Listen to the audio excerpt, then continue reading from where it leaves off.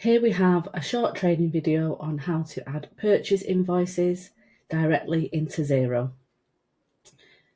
Here we are on the dashboard for our client, Coach Me.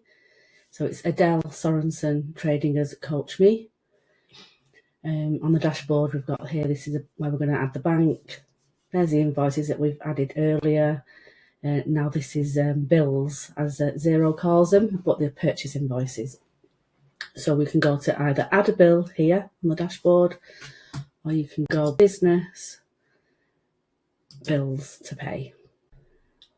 Okay, so when we get into the bills screen, it'll flash up a couple of times here. Let's just get rid of that. And we want to create a new bill.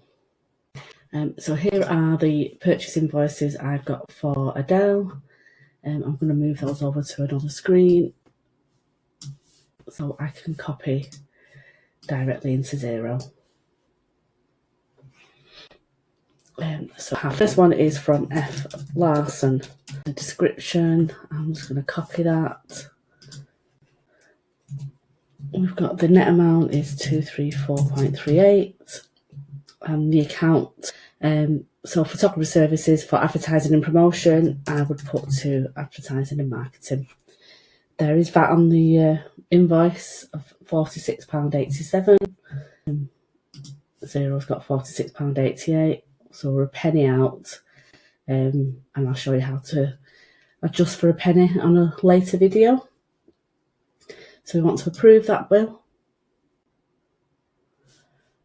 And now we want to add another bill. Okay, our next bill is from FCK Co. We want to add a new contact. Date is the 1st of June 2025. Due date 30th of June 2025. And here we've got consultancy services.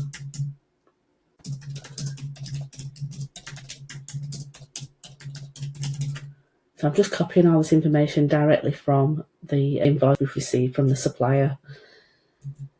The net amount is 247.92, and for consultancy services there is a code on the standard chart of accounts for consulting, and we have, that's the net amount 247.92 matches the bill, £49.58 matches the bill, and the total is 297, so we can approve that one. So if we go back now to the overview of the bills,